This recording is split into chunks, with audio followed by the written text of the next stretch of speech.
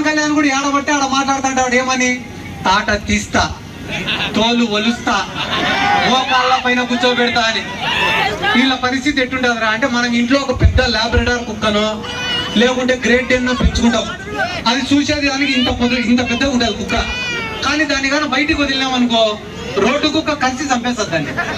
ఎందుకురా అంటే, రోడ్డు కుక్కకు రోజు కుటాడి కుటాడి కుటాడి అలవాటు. దీన్ని మనం ఇంట్లో ఏమో బాగా సున్నితంగా పెంచుతాం.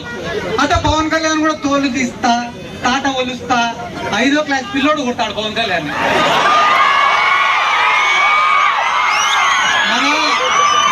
మన గవర్నమెంట్ స్కూళ్ళల్లో చదువుకుని 5వ క్లాస్ పిల్లోడు కొట్టాడు.